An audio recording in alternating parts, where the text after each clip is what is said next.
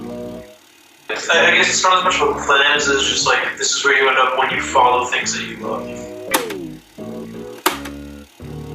And having the hometown show up to our shows and see it grow from like nothing to something in a place where there was no hip hop. I think that's all the inspiration we need. Like, yeah. You are not your art. You are you yourself as you make the art. Yeah, exactly. Tell me what you want. I've been on the road, yeah. Never on time. We should chop it up, 'cause we should be alone. Stay on my mind. We could work it out, yeah. We should work it out, yeah. Just let me work it out, yeah. And I promise I'll work it out, yeah. I don't know if it was. Hi, this is 99 Neighbors, and this is the makings of an artist. Welcome back, everyone. My name is Sebastian Cowsill, and welcome to the new year of the Makings of an Artist podcast. I'm super excited for this year and for the addition of our interview segment to the show. Our first interview today is with the up-and-coming artist collective 99 Neighbors, a group who made a big splash in 2019 with their debut album Television, followed by 6 incredibly produced singles. Before I play the actual interview though, I just want to thank 99 Neighbors for coming onto the show, and thank you guys for tuning in. As always though, enjoy the episode. Tell me what you want, I've been on the road, yeah. Never on time. We should chop it up, 'cause we should be alone. Stay on my mind. We could work it out, yeah. We should work it out, yeah. Just let me work it out, yeah. So before we get into it, can I have everyone say their names and roles in the group? Hey, what's up? I'm Somba. I'm a producer here at 99 Neighbors. I'm Aidan. I'm one of the 4 vocalists for 99 Neighbors. I'm Juju. I'm also a producer at 99 Neighbors. And there are a lot more of you guys, and I know that. And that's insane, but that makes sense because since starting this year, you guys have also put out an album and 6 different singles. And some of you guys have put out solo work too in 2018. So why exactly did you guys start this? What made you guys come to the decision that the group was what you all wanted to do versus continuing doing your own thing and collaborating with each other? It's kind of like natural instinct. Yeah. You look for your tribe, your people, your type of, your wavelength, just people who match up with your vibe. And if these guys can help, if I can help these guys and they can help me, we can all live as artists. That's all I want. Yeah, that's all we ever, that's really it. It's not like we have some crazy plan. Or anything. Yeah. We just realized that we could do this.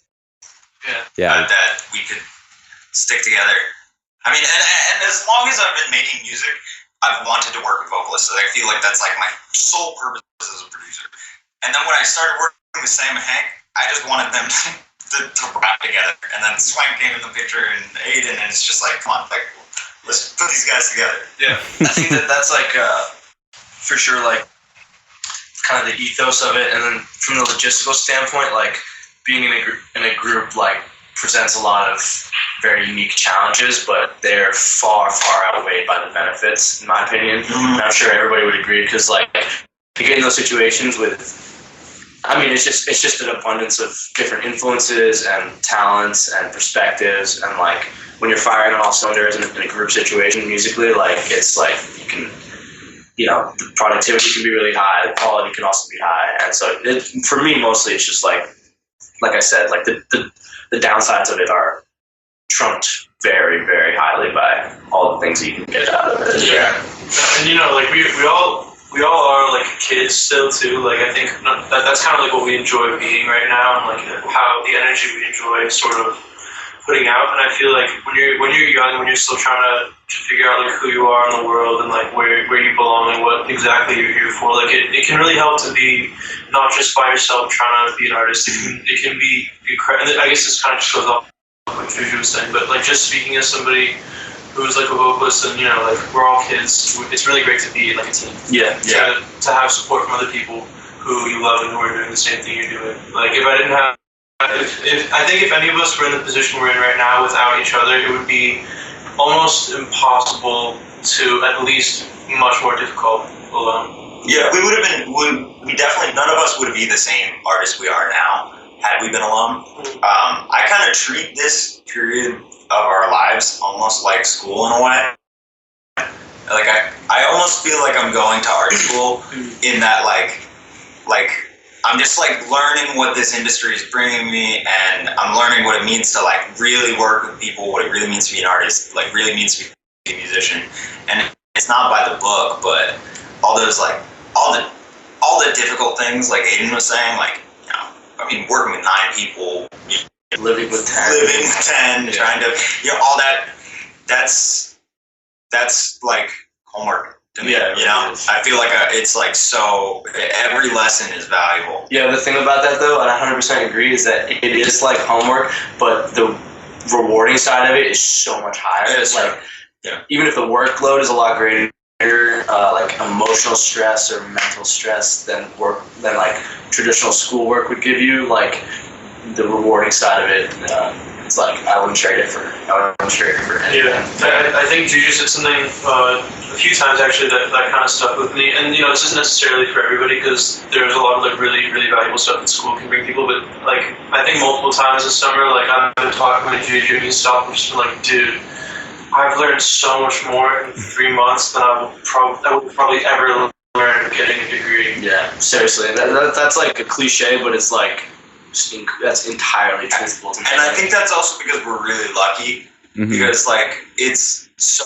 hard to not go to school and figure out how to get everything you need to like learn and get out of life, and that's why we have so many people here. It's much easier to find the path and help yourself when there's other people trying to help themselves around you. Yeah. Whereas like trying to be like freelance, independent, fucking lonely artist, like low-key been there, and it's tough. Yeah, we've all spent some time there. We're very fortunate to be surrounded by people who also share that strife, and like now we're working towards like pretty much everything we've ever asked for. Now, I saw on your website, and I made sure to write this down, that you guys describe yourself as a collective of independent artists with a common goal of natural expression, free artistry, and forward momentum. And I kind of just want to break this down with you guys a little, kind of piece by piece, kind of starting with the first two, natural expression and free artistry. What exactly does that mean to you guys? So the thing is about that quote is that I honestly forgot that it was still up. And that quote, I would still stand by it because it is a very good blanket statement. It's actually not really that specific. Natural expression, free artistry, I mean, we definitely really do care about that. We want each individual, like the individual is just as valuable as the group to us. It's really important that each person has their own identity, their own voice. Like 99 Neighbors as a whole might not have a defined for the collective, but that's really good because that means that he can define himself, Sam can, he can, I can, we can just do our own thing and come together and make the most out of it. As for forward momentum, we gotta keep this moving. We just gotta, you gotta stay on top of yourself. Yeah, we never want to get stuck doing one thing. Every time we sit down to make a song, somebody has a completely different idea in every way to what we were doing the day before, and I feel like that's what comes with a group of people who all have kind of different backgrounds, different tastes, different ideas for the future and present. But I think that is like a big strength, and that is something that keeps us moving. It keeps it like dynamic. Yeah, the forward momentum part I found really interesting with what you meant by that, because nowadays we kind of see a lot of artists kind of accepting their fate, like with Childish Gambino saying like, oh, I got one more album left, and with a band who I'm sure you guys hear the name a lot, Brockhampton, saying like there's an end and we see it, but we hope, we just want to enjoy it while we have it. So I was just interested in to what extent does forward momentum go? I mean, do you guys see an end, or do you just go until the wheels fall off for you guys? I think that like the thing is about this quote is it's very internal. Like that momentum doesn't really like have to do with bigger shows or bigger streams or bigger money or anything like that. Like it's very, very internal about character development, being a real person, real human being type shit. As for like that type of sentiment of the end, I mean, we all know that like the best groups actually birth solo artists out of that. I mean, we all listen to Odd Future every day, and that's because we listen to the individuals in that group as well. Like that, it means a lot to see a group of people go through. First off, they went through a lot as a group, just anyways, but they then birth people who are legends. Fucking legends. Like we look up to these people every day. Yeah, legends. And I feel like all my friends deserve their own statement, their own attention, their own time, and like, you know, just because we're all working together right now, it doesn't mean that somebody should stop working on themselves. That's pretty key. And we're all like, that's not like an elephant in the room at all. We're all very open about, you know, how our own aspirations away from the group, but I think right now, like, we're trying to get firing on all cylinders, like I said, in this space, and like, like the end isn't like, you know, this ominous black cloud to us. It's more just like part of the road, because we zoom out a lot. It's a bigger picture. Last night, Hank and I were just like fantasizing about what it would be like 15 years after the last time we made an album together or whatever. Like we're like fucking whatever, like 40 years, 50 years old, I don't know. And you're just rolling up to like the Grammys, and it's like, oh, there's Hank. Yeah, you know, right. That's kind of the shit we talk about. Yeah, I love that. That's kind of yeah, and I know it's a hard question to answer too. Being on the rise, you know, you only see the top of the hill and you're not really focused on the slope down, but it's cool to hear you guys say that. Taking a look back though, when it comes to each of you and kind of your specific roles in what you're doing now in the group, is that what you guys always had in plan for your life, or what you're doing for the band now, what you desire to do? No, for sure not. All right, you start. Well, personally, I've been a musician for pretty much my whole life. I started playing guitar, which is my main instrument, when I was 13 or 14, something like that. I got my first guitar, and I didn't know what the fuck I was gonna do. Generally, without this group having even existed yet, and I was at school for a year, college for a year, and I don't know, man. Like I guess I can't say I didn't picture myself doing this, because I didn't really have an idea what I was gonna do. I don't know if that makes sense, but like, I think that like I picked up production about 2 years ago now, and like I couldn't have had a better dude like to show me the ropes than Somba. So I've just like kind of come into this role as a producer, sort of completely unbeknownst to like my expectation. Like I didn't see myself, you know, taking as much of a production role as I am now. At least in the 2 years ago, I never saw that. At one point, I asked him something, and it broke my heart. I asked him, "Would you rather be a recording or a performance artist?" And I'm a producer, so I'm like, please. And then he said, "Performance artist," and I was like, "Fuck!" I actually thought I'd be like a starving musician, dude, like playing gigs on guitar. That's what I did through high school, like just trying to like. I mean, he's nasty at it too, and while I might have like showed him some Ableton shit, like he got me through music theory. Like if I didn't take music theory class with him, I probably would have failed it. Yeah, it's just like I don't think any of us at all could have imagined where we stand now as a group. No, personally, I wanted to be a film. I still want to make movies. I just happen to be good at music, I guess. Yeah. Who about you? That was kind of a terrible answer, but it's just like I didn't know what the fuck was gonna happen. So I just like, yeah. I mean, for me, like, I don't even really know how to answer this, because like you also played soccer, right? Yeah, I mean, like, like I was just like I'm just like another guy, like another 21-year-old who like for maybe like from 15 to now, like I didn't really know. I had no idea who I was. I had no idea what I wanted to do, what I wanted to be. I think the only turning point for me that I've come across that's really kind of set in place any sort of momentum or emotion is that I said, okay, what are two things I've never not done in my life, and that is singing and writing poems and stories. That's the only thing I've never not done, and so I feel like that's worth following. And honestly, I think that's on like if I'm 21 right now, there's still so much I don't know about myself. Like that's the best answer I can really give. Yeah. It's like really funny. One time, Somba and I were just like chilling outside or something, and I remember it really vividly because it was such a funny and like frank way to describe this, which is like we were just chilling there, not saying anything, and then Somba was like, yo, this whole thing is just kind of like looking up and being like, hey, how the fuck did you get here? Yeah, just like we all just like ended up. It's crazy. It's less like what we really. I mean, don't get me wrong. This is a dream for so many people and us too. But like, it's not like what you like want to do, but it's like what you can do. Mm-hmm. And just like you just end up. Yeah. Yeah. That's what you feel like you should do. Yeah. Mm-hmm. Yeah. Get to a point where you're like, well, I don't know. I guess it's not as much of a plan as it's just like this is where you end up when you follow things that you love. That's kind of just what it boils down to. Yeah.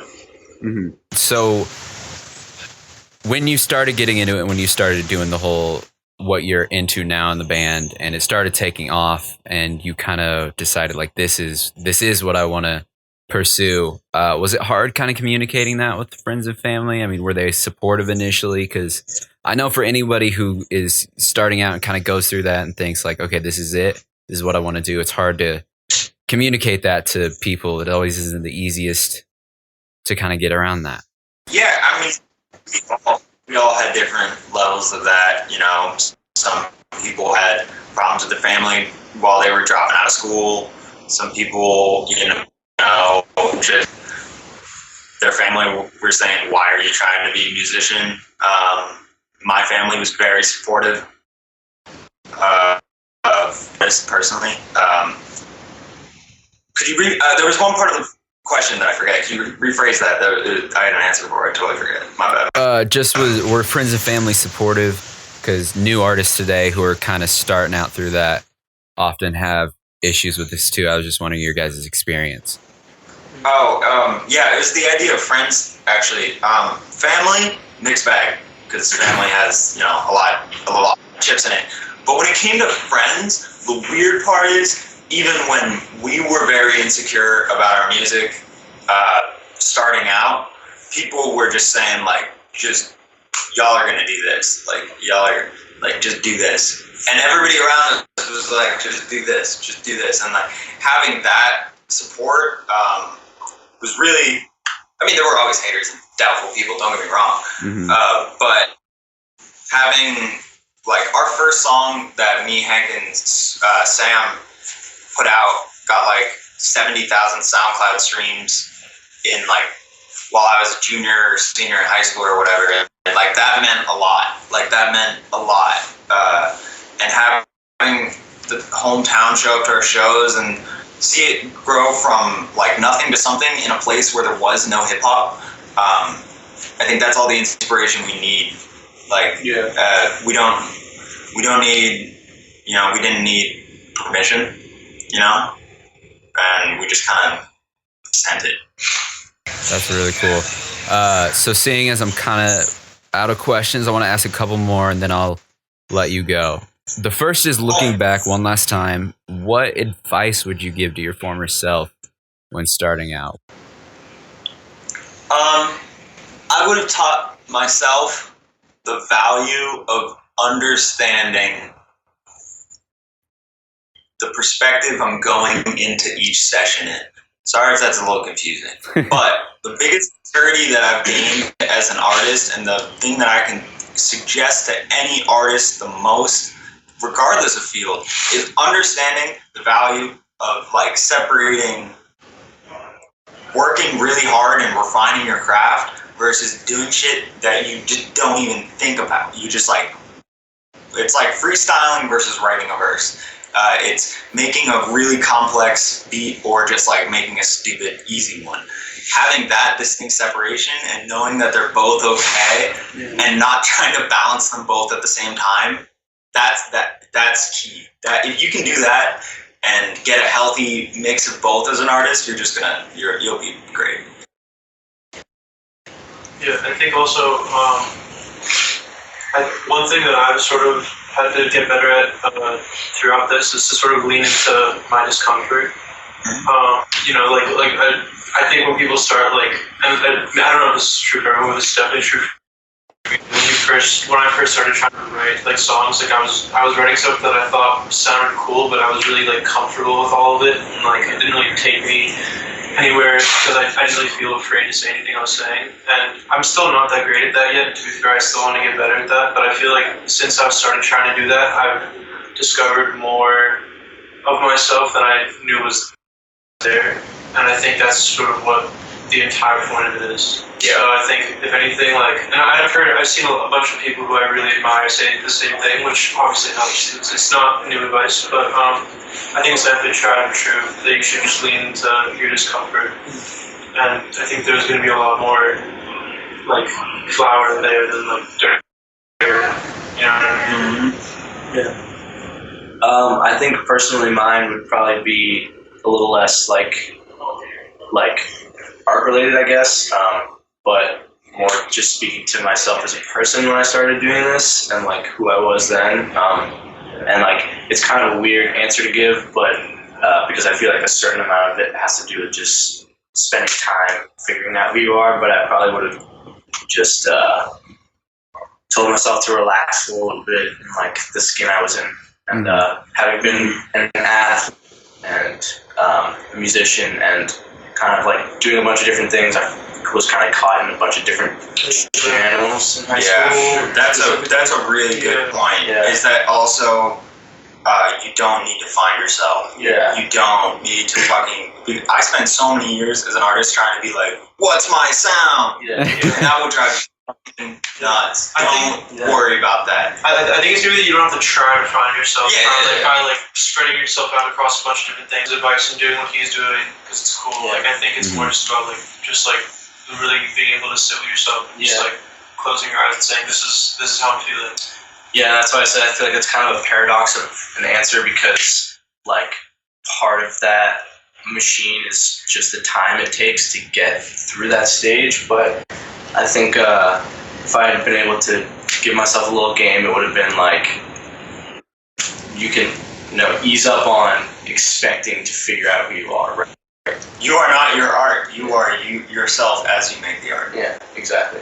That's exactly it. So And- pardon the cliche. Well, answer drops right there.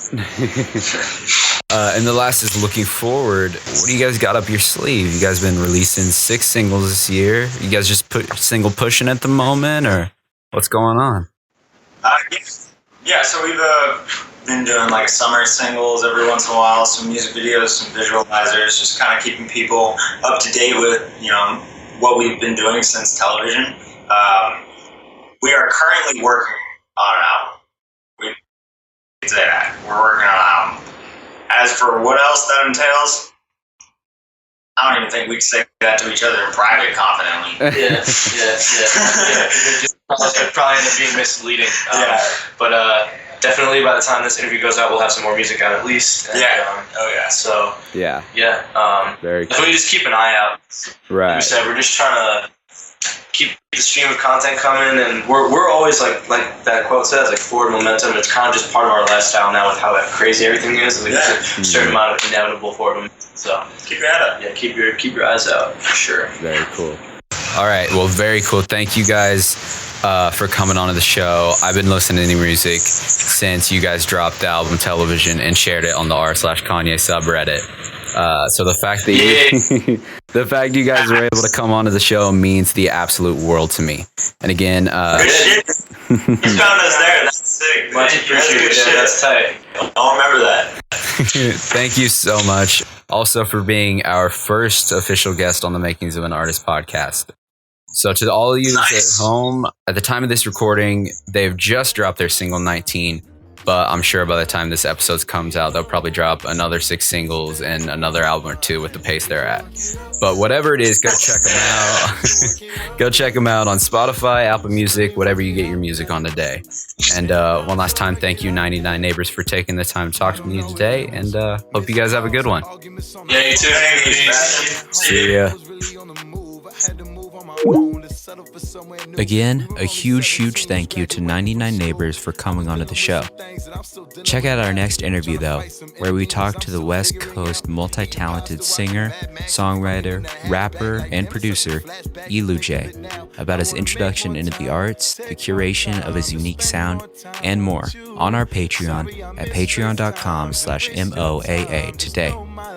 Also, don't forget to subscribe, and if you could throw some downloads and ratings on iTunes, as it goes a long way. As always, though, thank you for listening, and we'll see you in the next episode. Tell me what you want. I've been on the road, never on time. We should chop it up, 'cause we should be alone.